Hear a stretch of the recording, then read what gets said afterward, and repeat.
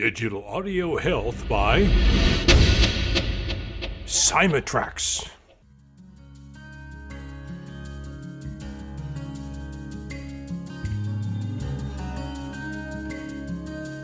Welcome to the Rhonda Grant Show with your host, Rhonda Grant. If you believe that there is more to life than what you see right now, and you want to find out more, listen in as her guests share their journey and their extraordinary experiences. Now, here is your host, Rhonda Grant. Welcome to the Rhonda Grant Show.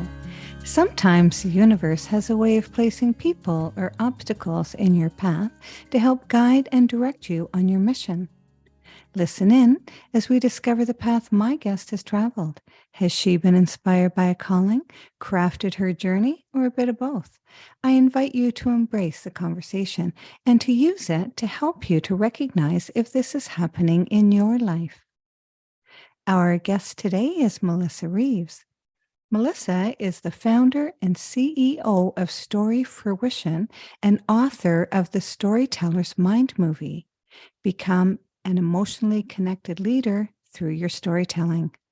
Welcome to the Rhonda Grant Show, Melissa. Thank you. I'm so thrilled to be here. Well, I'm very happy to be talking with you again. Let our audience know, how did you get into sales? Well, I had a robust career as an enterprise salesperson in advertising technology as an adult, but it really started when I was 6 years old. I was convincing my father that I really wanted a baby tender love, but I wanted a black baby tender love. I wanted a doll that was going to be different than everybody else's and something that I was really excited about. And my father looked at me and he said, "Missy, you ought to go into sales." I said, "Why?" He goes, "Because you just don't hear no." And then I'm 13 and we have to do these magazine subscription things for our fundraiser for our school.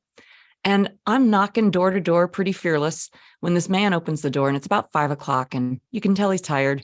He's got his, jacket off, and he's just exhausted, and he does not want to see me. And I'm like, "Hello, sir, I'm selling magazine subscriptions." And he's like, "No, thank you very much. Thanks." And he just shuts the door on me.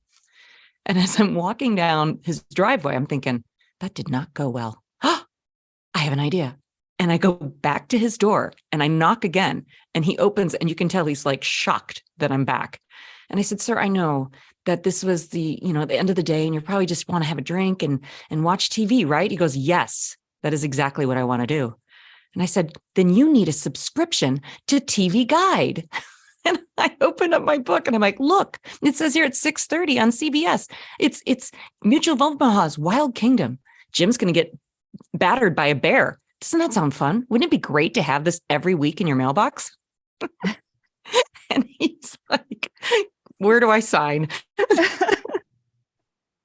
Because you were going to come back if he shut the door on you again, I bet. Oh, I would have another one. It'd be like, "You need Time Magazine. You need Life. Maybe get a life. I don't know." Parenting? I don't know. I got lots of magazines here. Oh, well, that's hilarious. Well, so your father was right. Yes. You definitely showed your sales ability very early in life. When was the moment that you had it figured out for yourself? When I had my career figured out? Yeah. Well, I wanted to be an actor. That's what I wanted to be. Wonderful. I got into the University of Michigan through their musical theater program, which they were just starting. The problem is that I didn't like dancing. I had about 8 good notes that I could sing, and I was a good actor, but I was not really a fit for the musical theater. But my father was like, "Missy, that's a hobby. You have to go get a business degree." And I'm like, "What?" So I ended up getting a general studies degree, basically studying everything that attracted my attention. So I studied psychology, journalism, communications, marketing, and I kind of created my own degree, which is perfect for what I do now. Because for my company that's called Fruition, I'm an executive storytelling coach. And so what I do is I start off like a journalist. Just like you, I'm asking questions, I'm listening to their stories, I'm double clicking on it, and I'm composing a story that they can use for their own sales and marketing. Because when the leader is up there telling amazing personal stories at, like, say, a town hall or a boardroom, they need to shine. And so it just turned out that my gut instinct, I guess, in my 20s, as I was formulating my career, started then too. And so it's an absolute perfect fit for what I do now. Mind movies. That is very intriguing. And maybe a lot of our audience don't know about the impact that this can have in your life. Can you talk to us about creating a mind movie? Yes. So my book is called The Storyteller's Mind Movie. And as a professional actor, I have always studied the audience, right? Like the audience is everything. They have come for 2 hours to escape their lives and slip into the story that we're going to tell them. Same thing with improv. When I do improv on the fly, we're making up stories. And there are elements to those stories that we have to hit in order for the audience to understand what's going on. Yes. So what I learned was when you're telling a really good story, they can see it in their minds. They can hear it, smell it, taste it, touch it. And that's a mind movie. And that's when you are successful. That's when you have got them in the palm of your hands. And I have seen executives do this in some of the most dry meetings that there are, shareholder and boardroom meetings. They're very serious, but I have seen people apply my method, use it not only in their words, but also in their visuals, because that's where a lot of people kind of fall off the tracks. They have too much data in their slides. And we calm that down and we capture their entire room's imaginations using very carefully selected stories. And they're crafted so beautifully that you can't help but just dance in it. So that's a mind movie. It's bigger to me than just someone telling me a story. Because a lot of times people will tell a story and they're kind of vague. And when you're vague, it's vague in my mind. So an example could be something like, I'm driving in the car with my father. Can you see that? Kind of. Like I had to think about it. I wasn't sure. I didn't know maybe you were saw going to your own ask me dad too. that. Yes. Yeah. I saw my own dad. Yeah. Versus it's a Sunday morning and the sky is so blue. And I am whizzing down this country road with my father in his red convertible. And we're listening to the Rolling Stones. Now, see that? Can you hear it? And I can feel it. And when I say country road, some people, what did you see? Mountains, farmland? I don't know. I don't really even care because I want you as my listener to delight in the movie that you're writing yourself. But it's up to me to spark those images by making sure I'm using the senses. And so that's what my book is about. It's teaching people how to tell a story, not like why you should tell a story, not just that, but how do you do it so that you mesmerize them? That's a mind movie. I love that. So then do you teach your client how to deliver that? Yes, absolutely. So back to the journalist, I start off as a journalist and I'm capturing their stories, and my team is too. I've got coaches that do this with me. And we're looking for that, I guess, metadata. Like when they say something vague, they might say the client, they might say Microsoft was the client. We're like, who in Microsoft was the client? What was their title? What were they like? How did you feel about them when you met them? Were you nervous? Were you excited? Because humans want to hear stories about other humans. We don't want to hear stories about buildings or logos. And if you just say Microsoft, everyone's going to see the logo in their head. We can't help it. But who were the people that were involved in the story? And that's, again, the difference. So we drill and drill and drill to get the details. Then we storyboard it so that it's not meandering. It's really clean and crisp. It's got a climax when they have the aha moment, and their reflections are at the end. Like, what did they learn? What are the takeaways for the business audience to hear? And then once we have that agreed upon with the client, we go into performance delivery. And so they'll just sit there and practice and practice and practice. And the more they practice, the higher their confidence gets too. People kind of love our story fruition meetings because they're really, really fun, but they're very important. Yes. And I mean, you can get up in front of people and have a practice speech and you look practice, you look professional, and you look memorized. But you said something quite key there. You said worked with them on their delivery, right? So how is that different, working with somebody on their delivery, than them just getting up and delivering a memorized speech? That's such a great question. And it's the game changer. So because I've had an acting background and all of my coaches also have some sort of theater background, we work with them because we're going to be listening for a variety of things. Like think about it as a song, right? Music has different tempos and paces and pauses, and it goes fast at sometimes, and then it slows down. And that's where our acting backgrounds can help, because we want them to sound interesting, multifaceted. And oftentimes when an executive who isn't really comfortable in the space to begin with, they can be very monotone, and they can keep the same pace, and they keep going. And even though they know it, they're not really giving their voice behind it. Having characters that they're talking about actually start talking in the story that they're telling.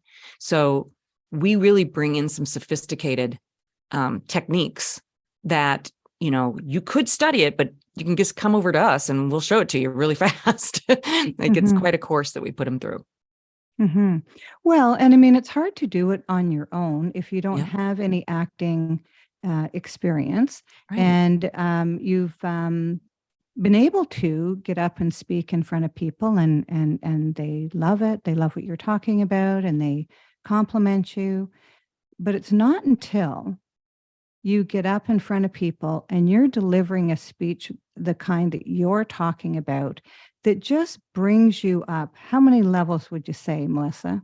Oh, 10, I think. I don't know how you'd gauge that, but I just know that my clients, and they just tell us, they're like, this is fun. This is fun. And the ultimate goal is that we become obsolete, that they actually become mind movie makers on the fly all the time. But it takes a little bit of practice and time to really grasp it. But when that light bulb goes on, and because I do work with a lot of engineers, financial people, data analysts, scientists. And if you think about it, my analogy is this. They love data, and they love to work out in the neocortex of their brain, which is where all the data is. It's the part of our brain that just looks at the numbers. It's not emotional, but they love to find the story in there, but then they forget to tell us the story because they're showing us the graph. So what we do is I'm like, you need to go work out in your limbic system gym a little bit more, because we got to balance you, because no chart is going to make people go, wow, did you see that pie chart? That pie chart was amazing. No. Well, I sat through it, and with a person, an engineer actually, with a whiteboard, and she was so into what she was telling us. And the problem with that, Melissa, is her back was to the audience, but she was really into it and just loved what she was doing. And she lost herself in it as well. But, you said something key there just a little while ago that I wanted to reflect on, is that when you are a speaker and you're up in front of an audience, being trained at the level that you're talking about, Melissa, the jitters fall away because you have so much to concentrate on with your delivery.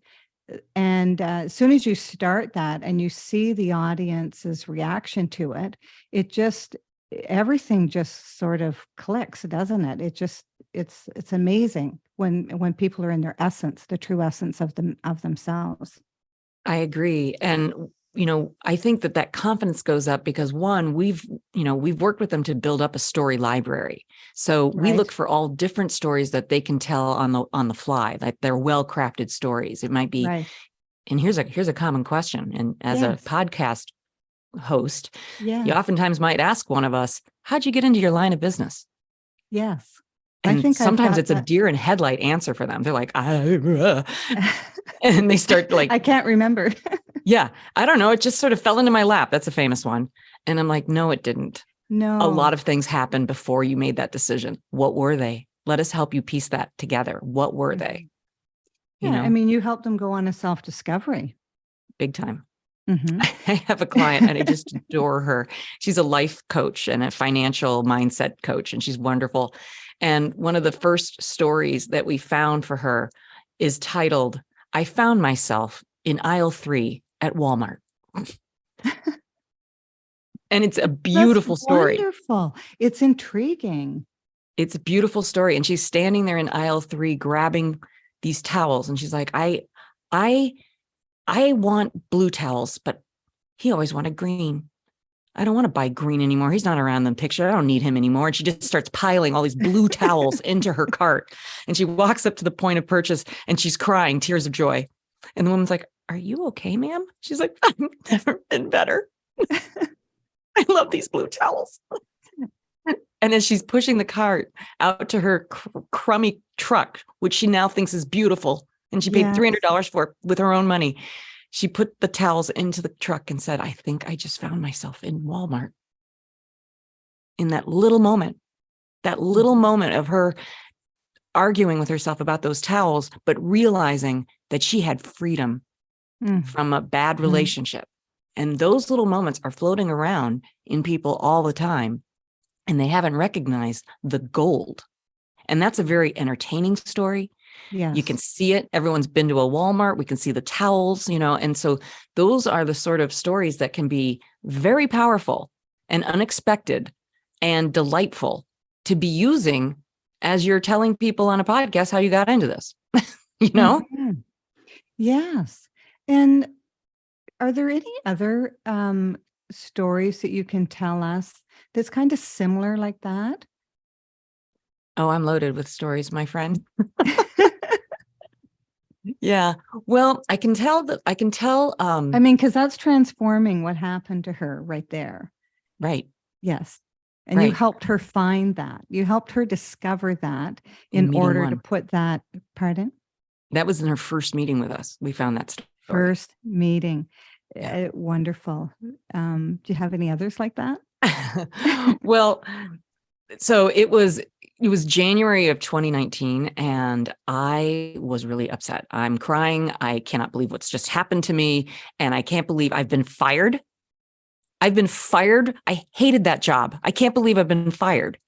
When all of a sudden that little voice inside me, that one that we listen to when we getting our gut instinct, literally said, you're welcome. And I'm like, what? I am not happy with this. And I was like, no. You aren't happy. And you need to go find joy, Melissa. You need to go find joy. What brings you joy? Because this didn't anymore. And it's true. I was completely burnt out.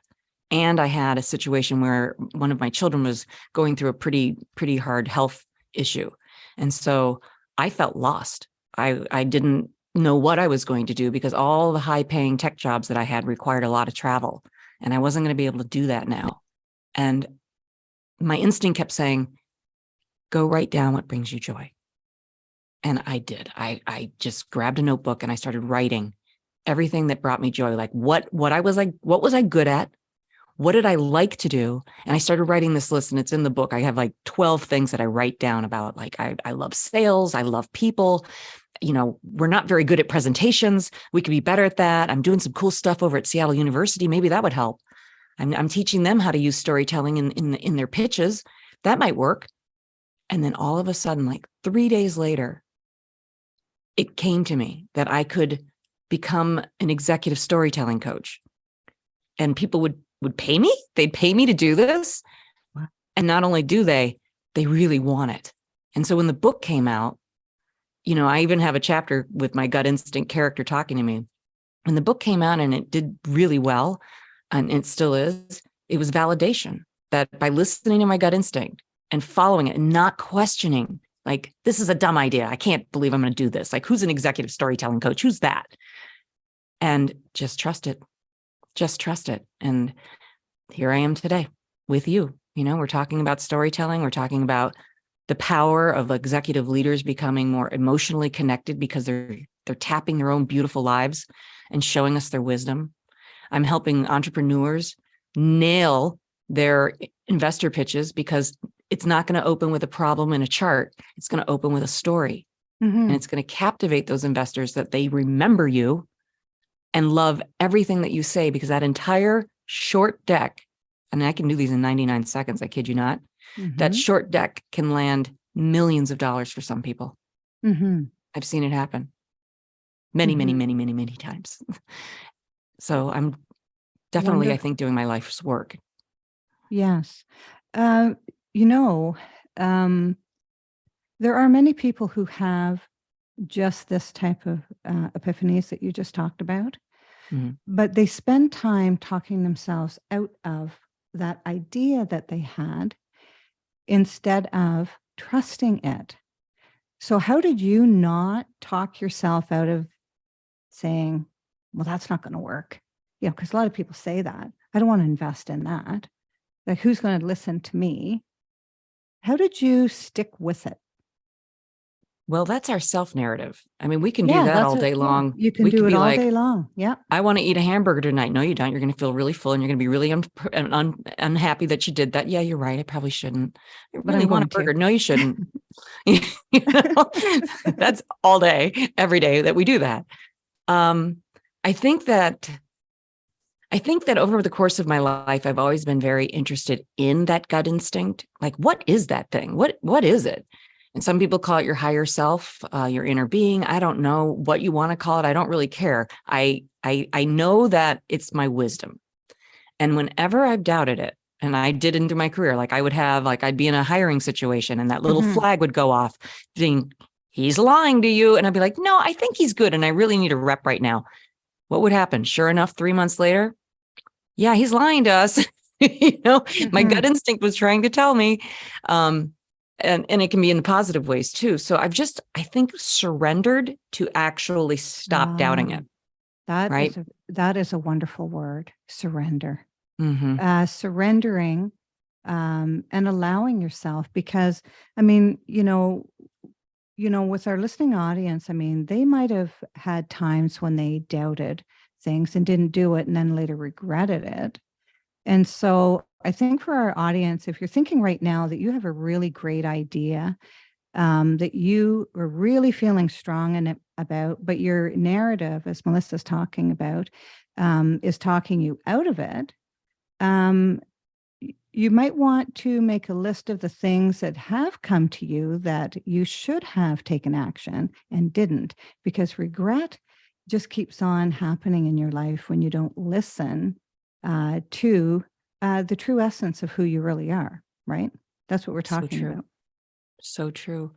You know, like I call that the entrepreneur's dream state, you know, where you just say, you know what, for 5 minutes, I'm just going to write down my ideas and I'm not going to criticize. I'm not going to stop writing. It's just for me. And if you can do that for 5 minutes and then look at what you write, those are your stories that are trying to come out. Let them. Wow. Let them come out. Stop interfering, interrupting yourself. Do you know how much joy can be on the other side because you allowed that idea to come to fruition? I mean, that's why my company's called Story Fruition. Yeah, and don't allow other people who don't have your best interest at heart talk you out of it, because entrepreneurs are a special brand of people or breed of people, because there are people that would never take a risk no matter what. They just would never do it. So those are the people you do not want to ask what they think of your idea. You only want to ask people that actually would follow through and accomplish something. Amen. That's right. And you know who those naysayers are. So don't even bother. Don't even bother. Yeah. And honestly, I still think that there's gut instinct where the idea is brewing, right? It's on a slow simmer. But if you can turn up the heat a little bit more and trust it a little bit more and pay attention to, because I always see that, like, when I'm really onto something, like the whole universe starts talking to me, like billboards and strangers and songs and, you know, just things start to happen. Pay attention to that. Present day messengers, right? Yes. When you hear a quality about yourself from 2 or 3 people, different people, You need to take heed. You need to pay attention to that and write that down. And I don't mean just to compliment, your hair is nice today. I mean a quality about you specifically, your voice, your ideas, anything, present day messengers. I love that. I love that. It's so true. And, sometimes like stop watching negative news so that you can start to enjoy the positive things that are really going on in the world too. I have a very good friend who she was just getting kind of salty and sour. Yeah. And she told me, she's like, every morning I'm listening to the news. And I said, stop that. And she did. Melissa, that's great advice. Just stop it. And I used to work for news stations, so I gotta be careful. Yeah. But, you see what you look at. And sometimes when someone says something really nice, it's nice for you to give yourself that permission to hear the story that they are saying about you. Maybe that's a story that you need to listen to a little bit more, because you don't have to be so hard on yourself. You're a walking storybook. You have stories since the time you started talking. And those little pearls of wisdom, when well crafted, can be life-changing for those that hear it. Wow. Right? It can be life-changing. Like if you're a manager and you're a leader and you're an executive and you've got to turn around and explain to someone some choppy waters that maybe your company's in, maybe you'll have a story from childhood where you went through some choppy waters and you had to trust your gut instinct and it came out okay. And the same thing's happening today, friends. That's what I'm talking about, because people will remember the story far longer than the stat. And they're looking for your leadership. They're wanting to follow you at that point. And then, it gets delicious. You start to see people wanting to work for you. They're working harder. They're innovating. They're not depressed. They feel like they're part of something because you're sharing stories. And another benefit is when you're a good storyteller, you become a good story listener. And so they can tell you stories like maybe career or a case study with a successful client. Listen to them and then tell that story to your entire C-suite. Tell that story to your shareholders. Tell that story in a town hall and spotlight that little hero that's sitting in the back in the accountant office that no one's really been paying attention to is a rock star, right? Tell their story and watch your leadership just catapult. Yeah. Wonderful. You're listening to the Rhonda Grant Show right now, whose podcast has been treated with digital audio health by my sponsor, Symatrex. And today we are speaking with the dynamic and interesting Melissa Reaves. Tell us how people may contact you. Oh, thank you. There's a few ways. I mean, you can come to the website, and that's storyfruition.com. If you're interested, after listening to our lovely discussion, I love this. Yes. You can go to storyfruitioninfo.com, and that's a great lead because I can actually learn a little bit about you and your company and your mission. Like, is this a keynote you want to have done? Okay. Do you want to have private training so that you're better on podcasts and media interviews and shareholder meetings, and you want a story library, or you are getting ready for an investor capital raise? That's another track. That's where I started. I actually started at Seattle University's business plan competition. So, that's great. And then you can get onto my calendar and we can have a half-hour call and really learn what you're trying to do. That's wonderful. Do you feel that you've been called to your journey or crafted it, or a bit of both? Oh, I think it's both, because you get the calling and then the next question is, well, how am I going to do that? Now you got to do all this crafting stuff. You got to do it. And the beauty of, I honestly think entrepreneurs are the artists of the world, of the business world. People don't realize that to be in business, people who are in business and are successful are the most creative people you'll ever meet in your life. They may not be painting pictures and, creating songs, but they are anchored in creativity. I tell you that. Well, they're creating vision stories. They're getting people to see how they want to improve the world. And they're orchestrating a team, just like music. That's what I've been seeing, is that the world would not operate without entrepreneurs. It would not operate. And with the big resignation, a lot of people started realizing that maybe it is time for me to start getting a little more creative and taking ownership of this life that I am in right now so that I can create joy. Wow. Mm-hmm. Taking ownership of my life. Mm-hmm. I've That's a good never story to write. Oh, I've never heard of that before. That is fantastic. Because, you know, Melissa, a lot of people don't take ownership. We live our days as if we'll live forever. And really, we're a blip here in time. And taking ownership is a really good statement. I really, really like that. Thank you. And, you know, I myself, you know, I've eventually planned to do a one-woman show. I think as a storyteller, I needed to, you know, as a storytelling mentor, I had to write a book, right? I have to do a TED Talk. That's another thing I need to do. Yes. But if I were going to do a one-woman show, and I already know the title, I've already started it, but it would be called The Pleaser. Because so many of us are living our lives to please others, and we sacrifice our own happiness. Mm-hmm. And it doesn't have to be that way, because eventually your kids need to live on their own. You know, your spouse needs to be responsible for their own happiness. It's not on your shoulders. You know, it's the only happiness that matters most of all is yours. And so how are you going to find that? How are you going to seize that day? Right? You can every single moment. And it's the stories that you tell yourself, and it's the stories that you want to tell out to the world. And eventually you'll start to realize it's a lot more fun when you're living deliberately versus by default. That's very profound. Yeah. That's wonderful. That's But I did really it. good. That's life advice. And that's really good advice to our audience. I really appreciate that. Thank you very much. What extraordinary experience have you found in your life, Melissa? That I'm magical. You are magical. Well, I think we all are. We just are asleep to it. That I'm creative, that I'm working with something higher. And when I'm really deliberately asking for something and then listening for the answers, watching for the way that the path lights up for me and following it has been absolute joy. And that didn't happen until I was sent to my apartment for 2.5 years because COVID said, go to your room, Missy, and figure out what you're doing.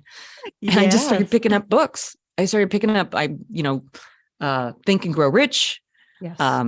Anything on the law of attraction, I read. Yes. I found it fascinating, and truth for me and really for everybody. It's just you have to kind of just let down your guard. And when you are, or when I am, I should just answer, is like when I am living like that, it's more freeing, right? It's instead of choking off this beautiful energy that we're surrounded by criticizing it, yelling at it, complaining about it, that doesn't get you anywhere. But when you start to appreciate all the good things that are happening just right now, like right now, we're having such a lovely conversation. I'm so grateful for you and what you are producing, right? And to be a part of it, oh my goodness, I'll be floating all day. This is great. Yes. Right. And that's wonderful. A positive aspect that you're bringing to the world. And you could have talked yourself out of it. You could have said, podcasts are so much work. Oh, they're like another beast. I don't want to have to feed it. But you didn't. And look at what you're doing. Look at what you're doing. Yes. I know. I love it because I get to meet people like you and speak with people like you, Melissa. I just love it. Likewise. No, I love, you're an artist in my mind. You're an entrepreneur, you're an artist, you're creating something positive, and you didn't let the negative Nelly that we all carry around with us. We need to put her in like a can, send her off onto a river. I actually read a book in my 20s called Feel the Fear and Do It Anyway. Do It Anyway. Did you read that? Yes. Great book. Yes. And I read that at 25. Oh, fantastic. Yeah. It's never too late for that book. And it talks about the chatterbox. The chatterbox, which is talking you out of everything. And then the other voice And I think she called it coach, or maybe I called it coach, but it was sort of like Bugs Bunny. You know how Bugs Bunny would have the devil on the Yes. shoulder and the angel on the shoulder? Yes. That was a good visual for me for what that was. And that really is going on all day long. You're either Yes. listening to the chatterbox or you're listening to your coach. And your coach doesn't talk as loud sometimes. You got to listen right. for it. Yeah, you have to Chatterbox pay is attention. low loud. Mhm. You Yeah, gotta I turn mean, the it's volume down. it's the roommate in your head that's not paying any rent, and Yes. most people are listening to it, and it's that subtle feelings, those subtle messages that they're like whispers, right? That Mhm. you need to be paying attention to and stop the chatter that's going on all day long, because that's not you. That's your ego taking over your life for you and talking you out of things that are good and into things that might not be so good for you. And if you can just start to listen to that voice, you know, the higher one that's softer, it's always going to lead you to what you want. It's It always always right. will. It's not Yes. vindictive. It's not conniving. It's not. No. And when you listen to it and follow it, you have even more stories to tell. Well, yeah, that's your success. Those are the people who have written books, who have sculpted, painted, all sorts of things, and have been successful, is that small voice that mostly we don't pay attention to. Right. Right. It's been an absolute pleasure to have you on the Rhonda Grant Show. I've just loved it. Me too. I Thank mean, you, we could. Rhonda. You're welcome. My pleasure. We could talk for a long time. And so I thank you very much for your time. I know that you're a busy woman. And gee, I'd like to have you back on the show, Melissa. I would love that. Let's tell stories. Let's tell stories. I'll do the prompts. Thank you. Thank you. Theme song for the Rhonda Grant Show is Sun on the Water, composed and performed by my friend John Park Wheeler. This is Rhonda Grant with the Rhonda Grant Show, author of Magical Forces Within, Extraordinary Discoveries in an Ordinary Life, inviting you to look for the magical forces within yourself today and every day. Thanks for tuning in to the Rhonda Grant Show with your host, Rhonda Grant. If you would like to find out more information about Rhonda and her upcoming guests and the work that she does, go to her website, rhondagrantauthor.com. That's rhondagrantauthor.com. Digital Audio Health by Symatrax.